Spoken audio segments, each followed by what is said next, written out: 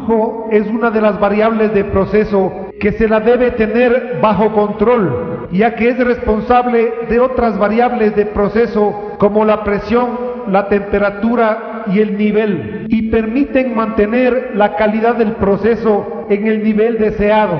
Las mediciones de flujo normalmente necesitan de monitoreo continuo y es de las variables que más difícilmente se la puede tener en el nivel de gran precisión. Una de las premisas en las mediciones de flujo es la calidad de la masa del fluido.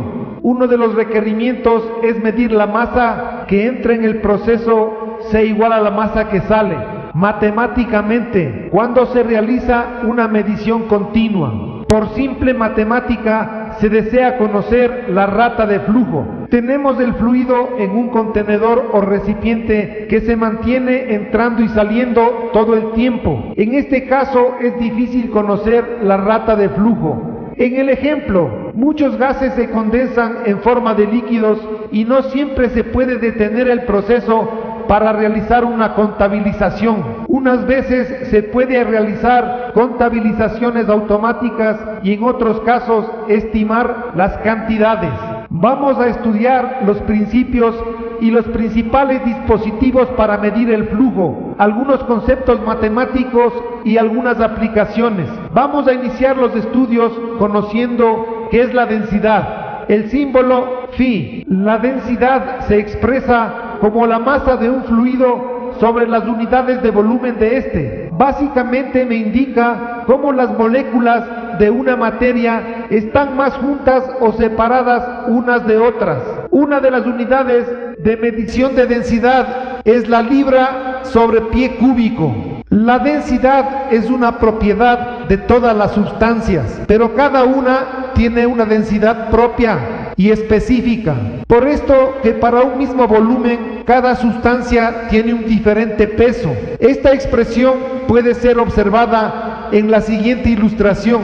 Un pie cúbico de acero pesa más que un pie cúbico de agua si ponemos las dos sustancias en una balanza. Esto es porque el acero tiene una mayor densidad que el agua. Esto es una relación matemática la que expresa esta característica. La masa y la densidad es afectada por la temperatura y la presión. Estas variables son de mucha importancia porque afectan los estados físicos de la materia. Veamos qué sucede con la masa cuando es afectada por la temperatura. Las sustancias se dilatan con la temperatura y aumenta el volumen. Si aplicamos la fórmula de la densidad, si la temperatura aumenta, el volumen también aumenta, pero la masa se mantiene constante, aunque la densidad decrece. Si la temperatura decrece, el volumen también decrece, pero la densidad aumenta. Esto es lógico por la contracción del volumen. En general, cuando la temperatura aumenta, el volumen también, pero decrece la densidad. Y cuando la temperatura disminuye, también disminuye el volumen, pero aumenta la densidad. La temperatura afecta de diferentes formas a los sólidos, a los gases y a los líquidos. Los sólidos casi no se afectan con la temperatura. Los gases se afectan mayormente y los líquidos en forma moderada. La presión también afecta a las sustancias. Cuando la presión aumenta sobre la sustancia, el volumen de la misma disminuye y la sustancia se comprime. Cuando la presión se reduce, el volumen se aumenta. Veamos la fórmula nuevamente y cómo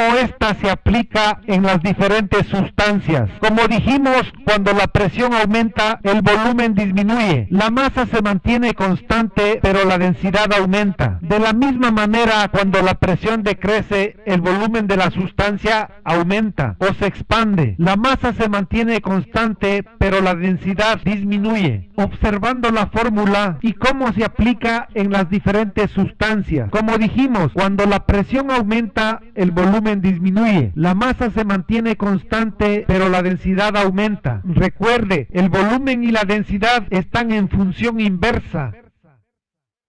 En lo contrario, cuando la presión decrece, el volumen de la sustancia aumenta o se expande. La masa se mantiene constante, pero la densidad disminuye. El volumen y la densidad igual se mantienen en función inversa. Como dijimos, la temperatura afecta en forma moderada a los sólidos y líquidos, pero la temperatura afecta a los gases en forma muy notoria. Por esta razón se debe tener mucho cuidado en los diseños en el manejo de gases, en especial, ya que el manejo de sólidos, líquidos y gases tienen criterios diferentes. La gravedad específica es otra forma de manejar la densidad de las sustancias por relación o comparación con la del agua o del aire a temperatura específica. El resultado de esta comparación tiene un valor, pero no unidad asociada. La gravedad específica es una relación utilizada muy ampliamente en la industria. Es de uso general. En el siguiente capítulo discutiremos cómo la densidad afecta a las mediciones de flujo. Estudiaremos además el flujo de fluidos, sus características, los diferentes tipos de flujos y la viscosidad, las propiedades de los fluidos y cómo estos afectan al flujo. Estudiaremos además las variables que intervienen en el flujo, la presión estática, la presión dinámica y la presión diferencial. Estas tres variables intervienen directamente en el cálculo del flujo.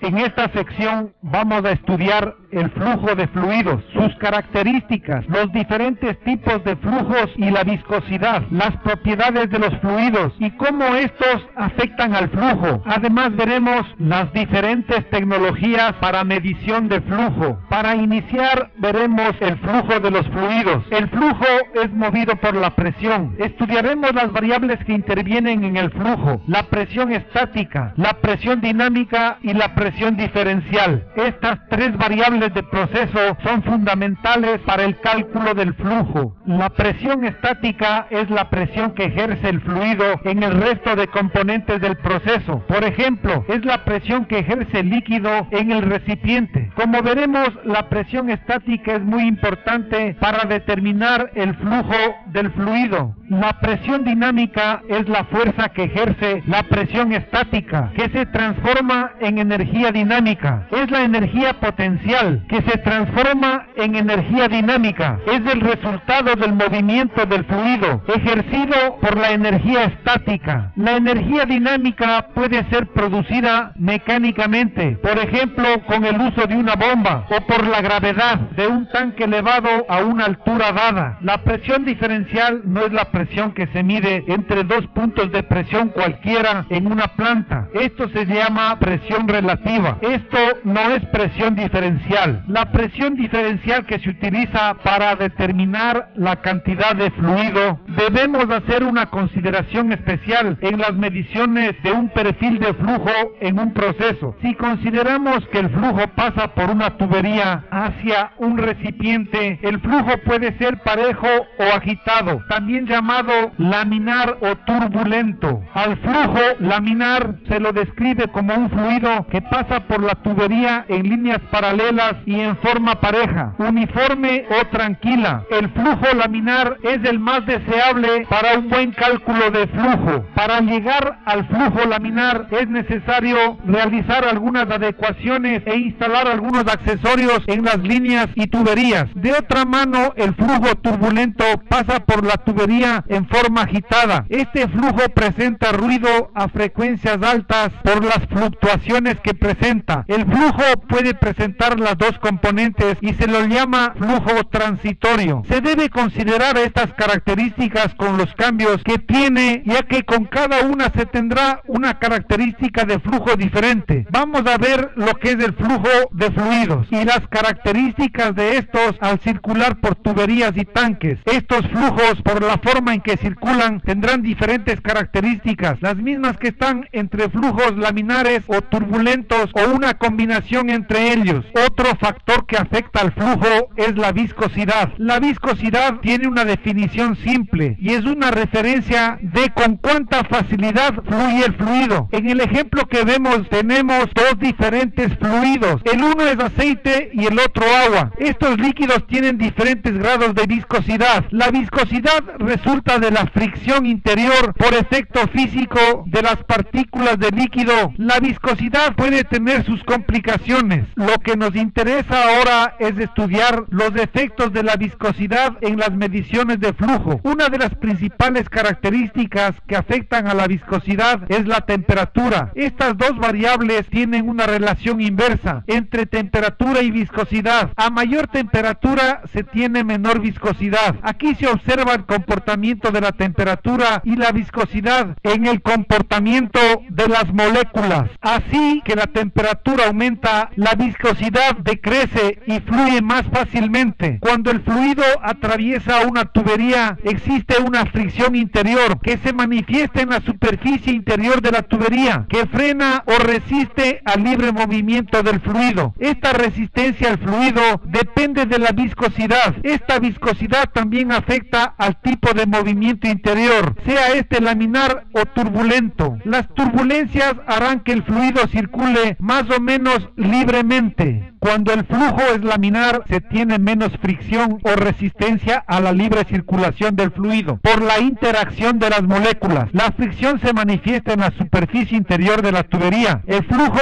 se mide y manifiesta en términos de velocidad. En una situación como esta, se observa que las partes del flujo adquieren diferentes velocidades que pueden afectar a la medición. En una situación dada, el flujo puede ser laminar, turbulento o transitorio, dependiendo de las condiciones de la tubería. La viscosidad y la temperatura harán que el flujo tenga diferentes ratas de velocidad. La relación entre estas fuerzas se llama número de Reynolds. El número de Reynolds relaciona la densidad, la viscosidad. El número de Reynolds es una unidad adimensional y no es absoluto para varias sustancias, sino que determina las características que tiene el fluido al circular. Cuando vemos la unidad específica de medición de flujo, el número de Reynolds tiene un factor significativo, y cómo el flujo producirá una medición y al comportamiento de los dispositivos, el número de Reynolds y sus características constan en el texto del estudiante. En esta sección hemos estudiado cómo fluye el fluido, algunas características que le afectan cuando éste se está moviendo en la tubería y otras características que afectan como la temperatura, la viscosidad y el número de Reynolds, que dan como resultado la característica propia del flujo, es decir, si este es laminar, turbulento o transitorio. En el resto del estudio veremos varias técnicas y dispositivos para medir y monitorear el flujo.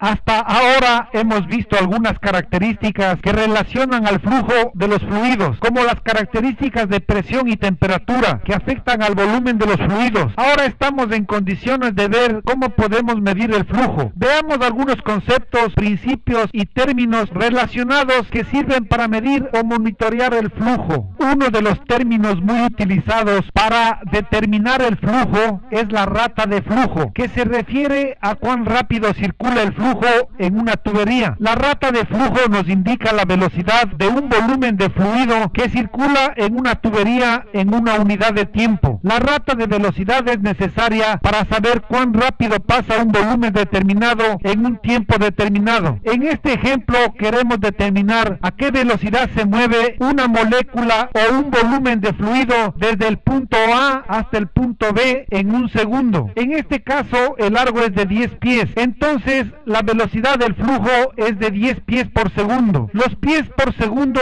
es una unidad de medición de velocidad de fluido muy utilizada. Durante el estudio veremos los principales dispositivos para medir ratas de velocidad de un fluido y cuáles son sus características. Otro término para determinar flujo es la rata de flujo volumétrico, que no es otra cosa que determinar el volumen de flujo que atraviesa por una sección de una tubería en una unidad de tiempo. tiempo determinada. Una forma sencilla de determinar el flujo volumétrico es transferir un volumen determinado desde un recipiente a otro contenedor y medir cuánto toma esta acción. Para el ejemplo, disponemos de dos tanques conectados por una tubería y una válvula. Si en el primer recipiente tenemos 100 galones y al abrir la válvula medimos cuánto se demora en trasvasarse los 100 galones al otro tanque. Supongamos que se demora 2 minutos. Se podrá determinar la rata de volumen si dividimos los 100 galones para los 2 minutos. Esto da 50 galones por minuto, que sería el flujo volumétrico a través de las tuberías medida en galones por minuto. El galón por minuto es un término o unidad muy utilizada para medir flujo volumétrico en un sistema de tuberías de un proceso. Otra unidad para medir flujo volumétrico, en especial para gases, son los pies cúbicos por minuto y los pies cúbicos por hora. Más adelante veremos los dispositivos necesarios para medir flujos volumétricos. Otro parámetro que se debe considerar al tratar el flujo es la rata de flujo másico. La rata de flujo másico es la cantidad de masa o sustancia en peso de fluido que circula por una tubería en un tiempo determinado. El sistema de flujo másico se lo utiliza cuando la masa es lo que determina la medición o es conocida su masa. Por ejemplo, el bombeo de una cisterna a un depósito, lo que se mide es el peso del fluoil en toneladas o libras, en unidades de tiempo como en una hora. De esta forma podemos determinar que pasan 1000 libras de fluoil por hora. También se pueden hacer mediciones complementarias en unidades de tiempo como de un día. Otra unidad de medición de rata de flujo másico es la tonelada hora. Es la unidad que expresa el peso del fluido en un tiempo de una hora. Es importante considerar que la presión y la temperatura afectan al volumen, en especial a los gases. Así, cuando la rata de flujo se mide en volumen, la presión y temperatura deben ser compensadas. Cuando se realizan mediciones en masa, la presión y temperatura también deben ser compensadas. Cuando veamos más adelante los dispositivos para medir flujo másico, veremos cómo estos factores deben ser compensados y cómo los instrumentos los interpretan. En el siguiente segmento veremos cómo aplicar estos principios y cuáles son los tipos de dispositivos para realizar las mediciones de ratas de flujo.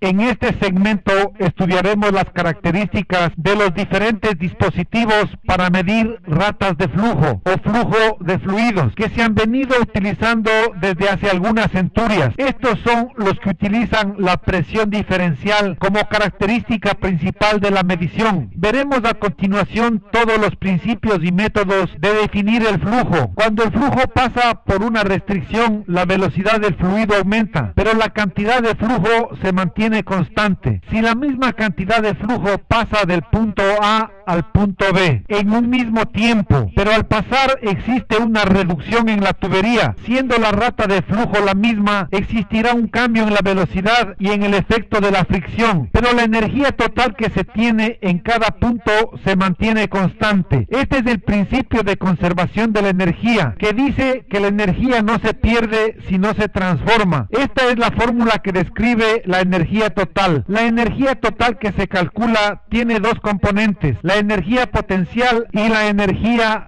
cinética. La energía potencial es la energía estática que realiza el fluido sobre las paredes de la tubería. La energía cinética corresponde a la energía potencial, que al moverse se llama energía dinámica. La energía no se pierde, solo cambia de forma. Esta forma de energía tiene una presión estática de estancamiento que se mantiene constante. Veamos qué pasa con el flujo cuando existe una restricción. Cuando el flujo pasa por la restricción, aumenta su velocidad. La energía dinámica se aumenta proporcionalmente. Esto quiere decir que parte de la energía potencial se convierte en energía cinética y parte de la energía cinética en disminución de la energía potencial. Estos cambios de energía se convierten en un cambio de presión que son directamente proporcional al cuadrado de los cambios de las ratas de de flujo. De esta fórmula se deriva que la rata de flujo es directamente proporcional a la raíz cuadrada de la diferencia de presión, lo que me permite calcular la rata de flujo directamente en función de la diferencia de presión. La diferencia de presión puede ser medida con bastante precisión con el uso de dispositivos e instalaciones adecuadas, los mismos que se utilizan en muchas instalaciones industriales. Para estudiar estas características vamos a utilizar un líquido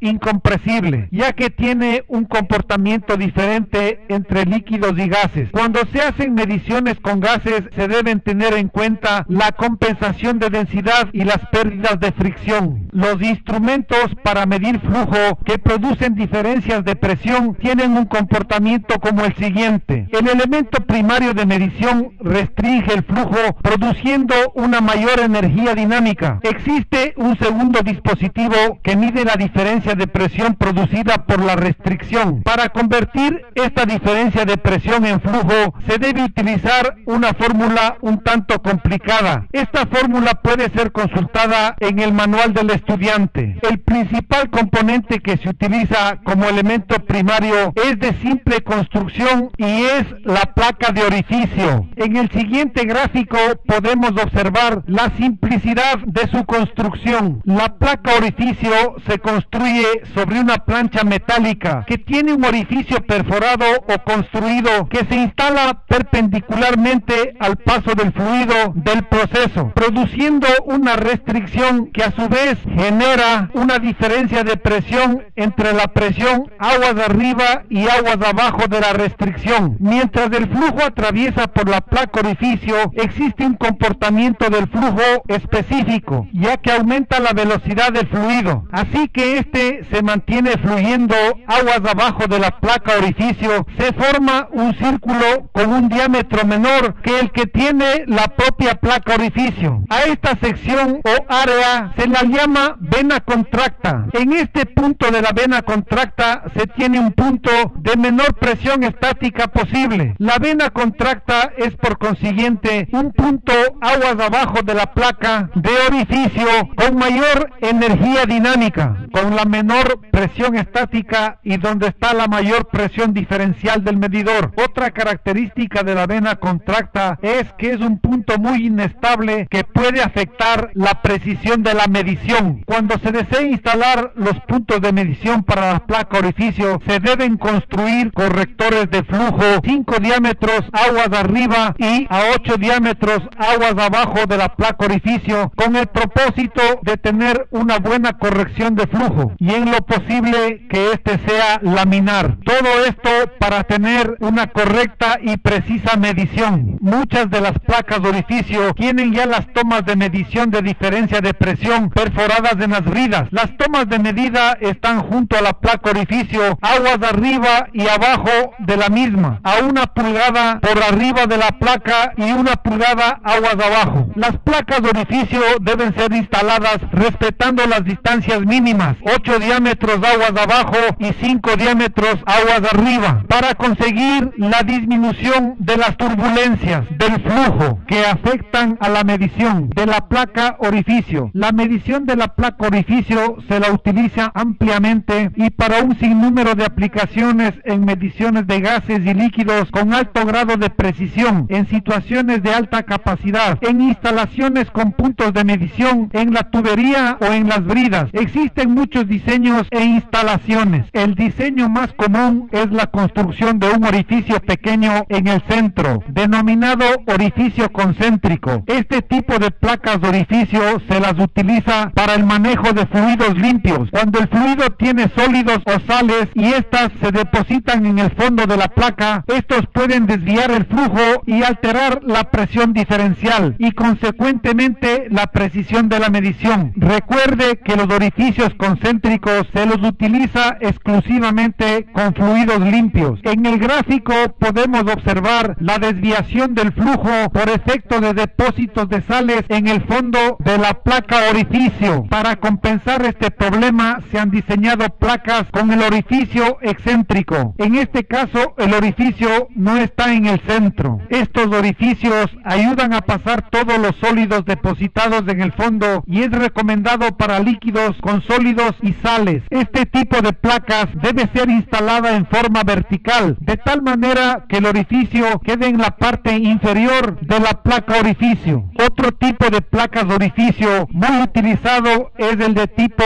de corte segmental. Este tipo de orificio es muy utilizado cuando los fluidos son espesos, como resinas, lodos y pulpas. Algunas placas de orificio tienen un pequeño orificio en la parte superior, que es un orificio de venteo, y sirve para ventilar gases que se desprenden de fluidos líquidos y que quedan atrapados en la parte superior del arreglo. Otro diseño con orificio de venteo es el localizado en la parte inferior, que sirve para ayudar en la circulación de gases que contienen líquidos que viajan por el fondo del arreglo de la placa, como en vapores saturados, donde el agua se condensa y viaja por el fondo. Las placas de orificio requieren un mínimo de mantenimiento, ya que no poseen partes móviles y es necesario tan solo mantenerlas limpias de depósitos o escala. Recuerde que los depósitos alteran el flujo y consecuentemente la medición. Debemos tener en cuenta que las placas de orificio miden con alta precisión el flujo de líquidos limpios o espesos, gases, donde los puntos de medición están localizados en las tuberías o sobre las bridas. Para cada diseño se deben tomar en cuenta algunas recomendaciones, como la instalación de orificios de ventilación. La instalación en bridas que dará la facilidad de remover las placas y cambiarlas por otras de diferente tamaño, o instalarlas en castillos que permiten cambiar la placa sin detener el proceso.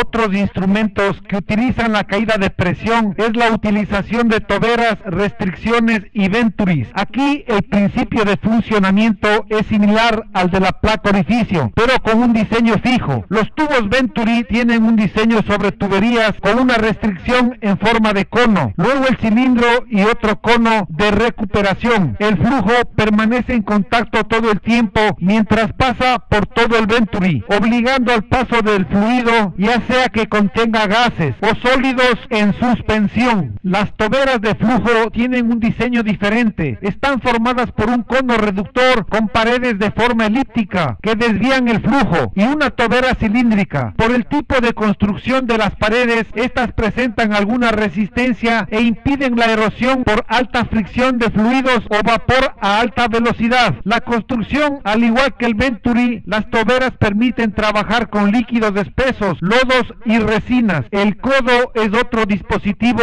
que trabaja con diferencia de presión. El codo mide la presión diferencial, pero tiene otros principios de cálculo. La fuerza centrífuga que presenta el fluido al atravesar las paredes del codo presentan un frente de alta presión en el lado opuesto a la entrada y un frente de baja presión al lado interior del codo. Este dispositivo tiene los puntos de medición en los lados opuestos de alta y baja presión del codo. La presión diferencial que se obtiene es directamente proporcional a la raíz cuadrada de la diferencia de presión. El codo puede medir diferencias de presión aplicadas al flujo. Comparado con la placa orificio, es un instrumento que tiene la menor precisión de los ya descritos anteriormente. En el codo se aplican fuerzas centrífugas a lo largo de las paredes de la superficie. En el lado exterior se forma un frente de alta presión. En el lado interior se produce la baja presión. La ventaja que tiene pocas pérdidas de presión. Se deben instalar los puntos de medición en los lados opuestos de las caras del codo. Los puntos de medición pueden ser instalados en forma sencilla en cualquier codo de los ya existentes en la planta.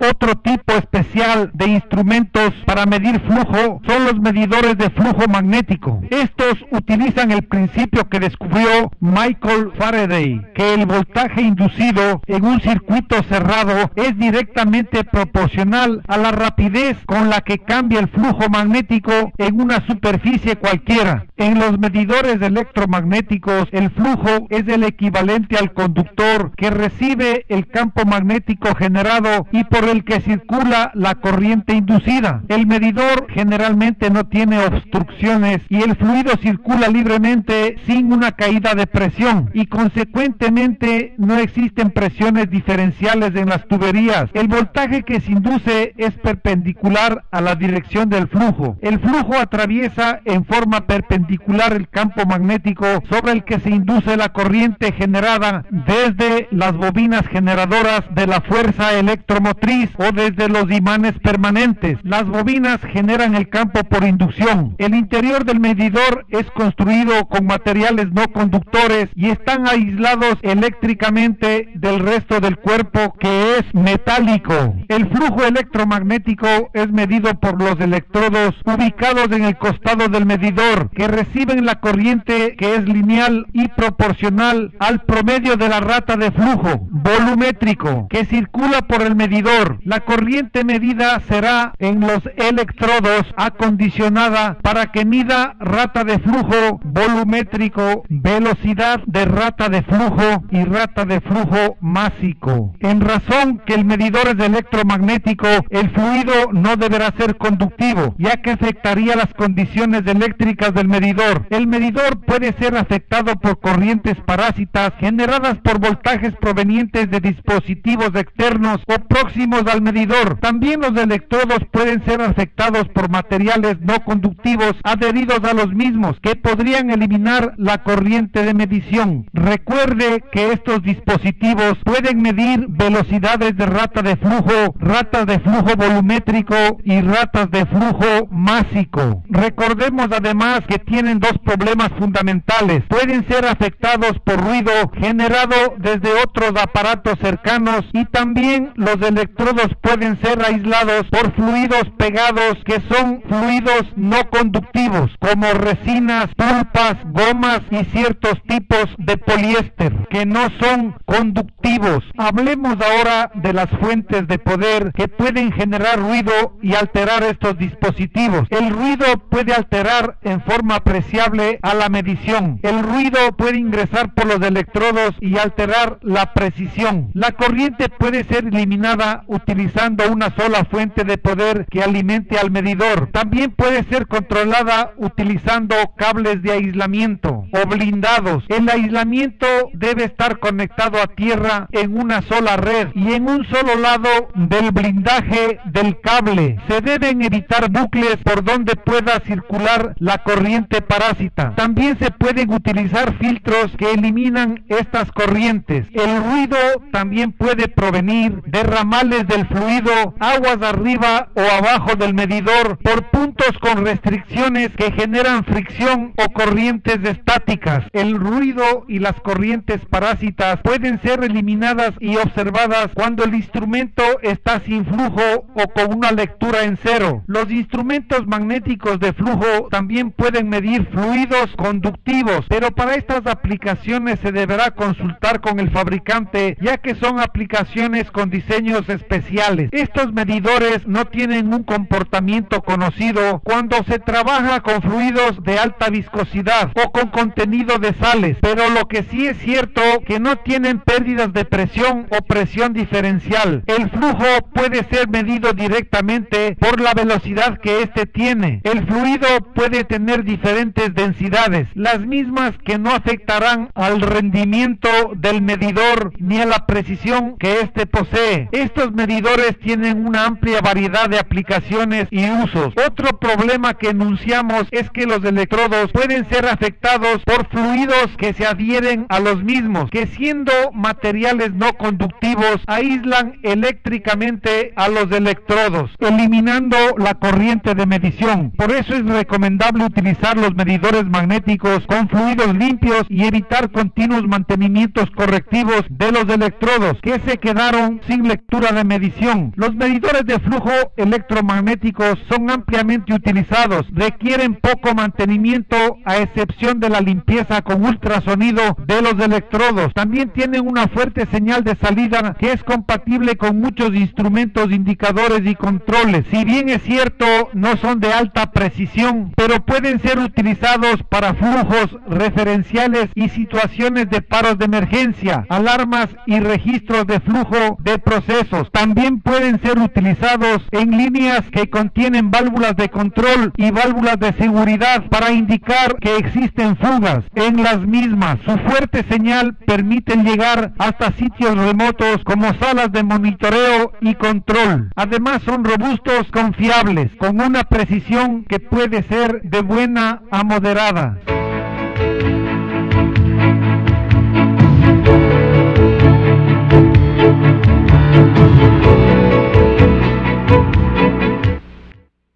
En muchos procesos industriales es necesario conocer la masa del fluido, como en distribución de gas licuado de petróleo hacia los consumidores. En esta parte del estudio veremos los principales instrumentos de medición de flujo másico. Primero estudiaremos cómo estos instrumentos pueden medir la masa. La masa es una característica de la estructura de los materiales y fluidos que tienen fundamentalmente tres cualidades. La masa es una propiedad independiente de la composición de los materiales. También es independiente de las condiciones ambientales en la medición. Existen dos formas de medir masa: medidores directos de flujo másico y medidores de masa por inferencia o deducción. Los medidores directos de flujo másico son directamente proporcional a la masa que tiene el fluido durante un tiempo dado. Los medidores de masa por inferencia miden el flujo volumétrico y luego es convertido a unidades de masa o peso, donde la masa se deduce a partir del flujo volumétrico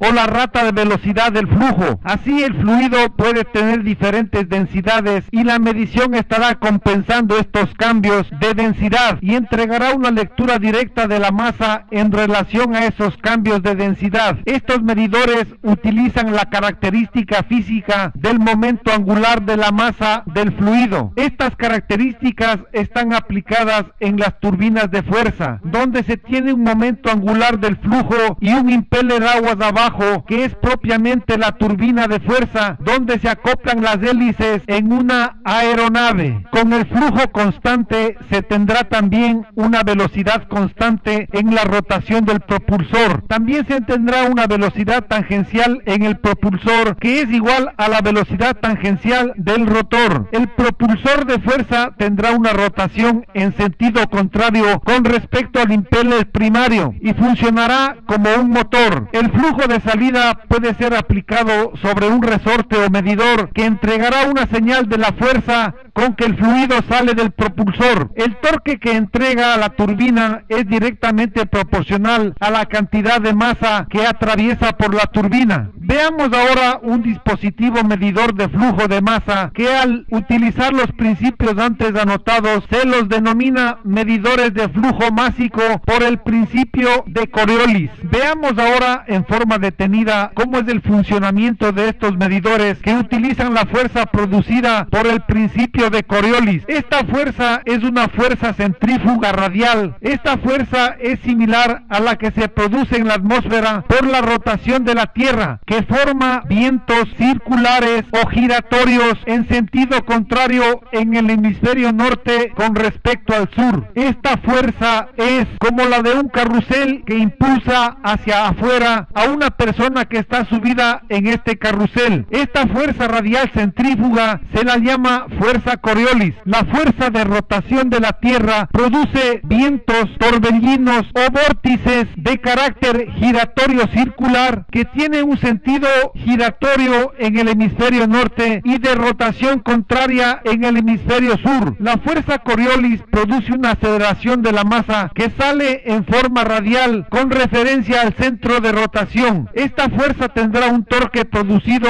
por la aceleración de la masa desplazada. El torque es igual a la masa por la aceleración. Recuerde que torque es igual a la masa desplazada por la aceleración que esta masa ha recibido. Esta ilustración nos indica cómo funciona un medidor de flujo que utiliza será la fuerza entregada por el principio de Coriolis. Está construido por un impulsor que tiene unas venas radiales que direccionan la corriente de flujo y mueven el impulsor a manera de un motor con velocidad constante, mientras se mantenga constante la rata del fluido. Las venas radiales dirigen el flujo con la dirección perpendicular al eje de rotación. En la parte extrema del impulsor se producen las fuerzas de aceleración Coriolis que servirán para las mediciones de flujo másico. El torque en el extremo será el que al final determine la masa que atraviesa por el medidor. Como ya sabemos, el torque es proporcional a la masa del fluido, que me permitirá determinar la masa en forma directa. Este instrumento servirá para mediciones de ratas de flujo que pueden ser cambiantes en el tiempo, siendo un instrumento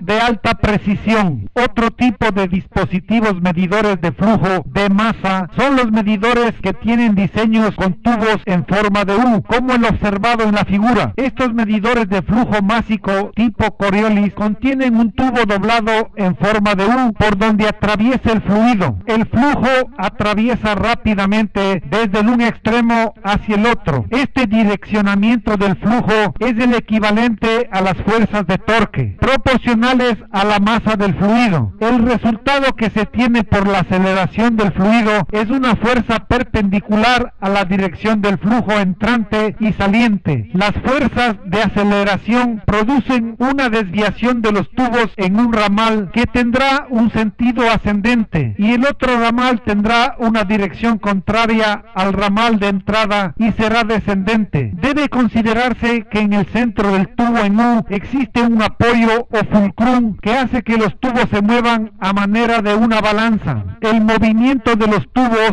que es proporcional a la masa que atraviesa, es detectado por sensores magnéticos que medirán esta desviación y darán una señal proporcional a la rata de flujo de masa. Estos detectores no tienen partes móviles y pueden medir desde fluidos limpios de baja densidad como gases, gases licuados, fluidos de alta densidad, fluidos de densidad media hasta fluidos espesos como lodos y pulpas. Lo importante es que estos fluidos puedan desviar los tubos en U y con esa desviación entregarán una medida directa de flujo másico. En la ilustración podemos observar un medidor típico de flujo másico. Algunas características adicionales de este tipo de dispositivos. Estos medidores de flujo másico son muy utilizados en estaciones de servicio para despacho de gasolinas, diésel y otros combustibles, y su funcionamiento se basan en los principios de Coriolis.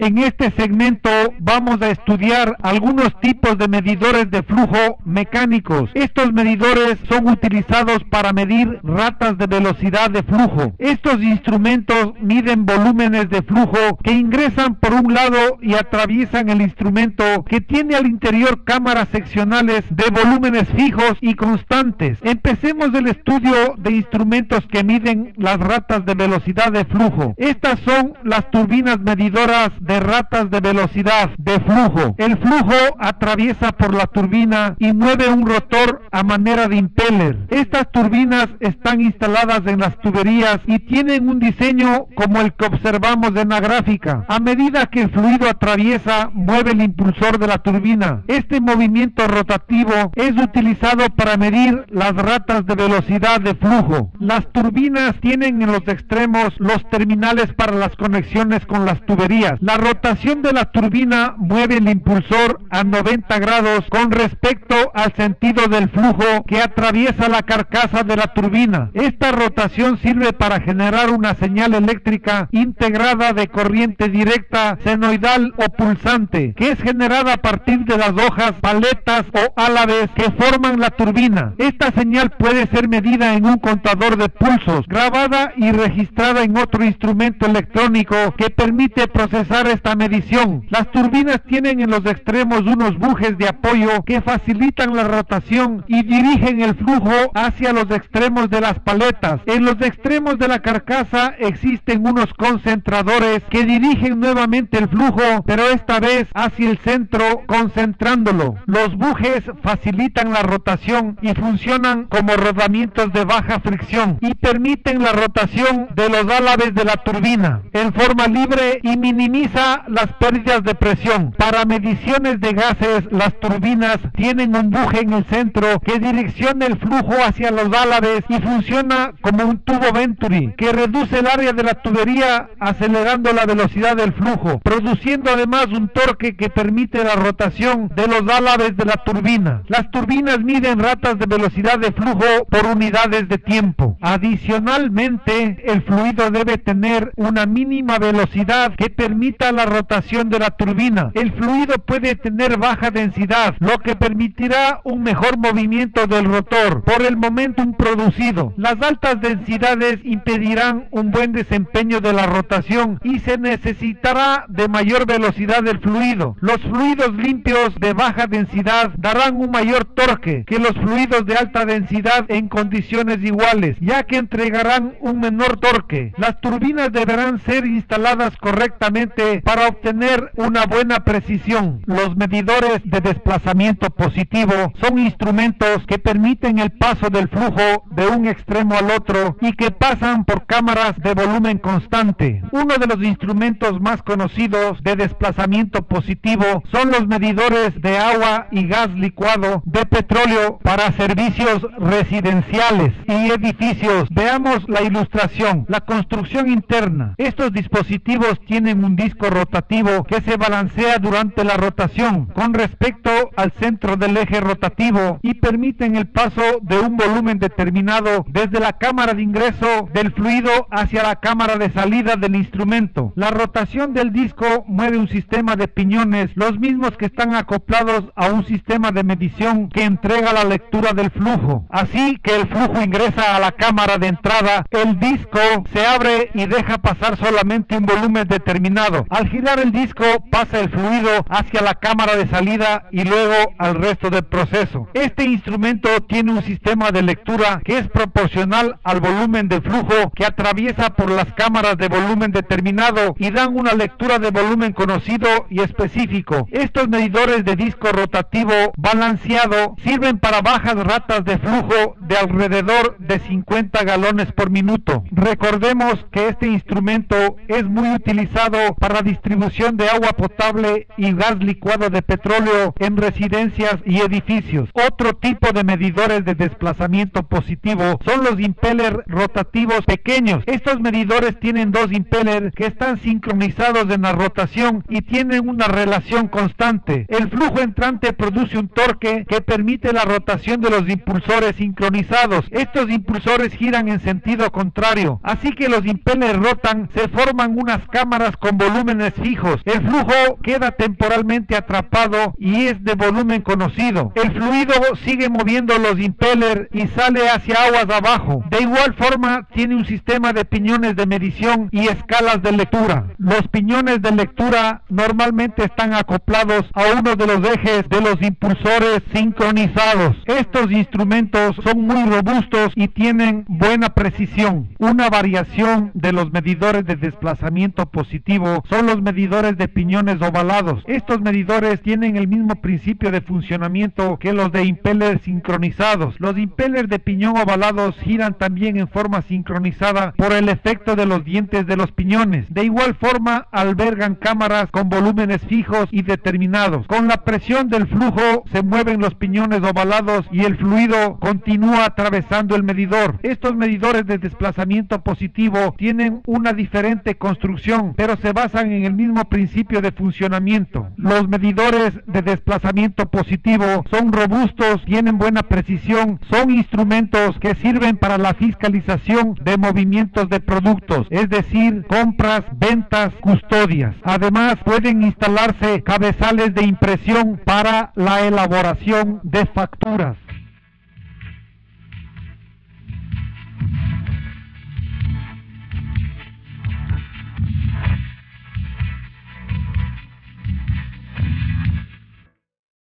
Para las mediciones de flujo se pueden utilizar sensores primarios que tienen elementos que alteran el flujo y producen vórtices o torbellinos. Estos instrumentos pueden medir el flujo mediante un sensor que mide estos vórtices. Estos dispositivos se les denomina medidores de flujo tipo Vortex. En la siguiente ilustración podemos observar la configuración básica de estos sensores. En el interior del sensor se tiene un buje que a manera de cuña forma los vórtices o perturbaciones en el fluido. El buje tiene una cara plana que está ubicada perpendicularmente a la corriente del flujo. La posición del buje está en el centro del medidor, manteniendo una distancia equitativa para que el flujo pase por los lados del buje. El aumento de velocidad y la desviación por el choque del fluido con la cara plana del buje produce los vórtices o torbellinos. La frecuencia que producen los vórtices son proporcionales a la magnitud del flujo. Este fenómeno no ha sido muy utilizado sino hasta hace algunas décadas. Los sensores de tipo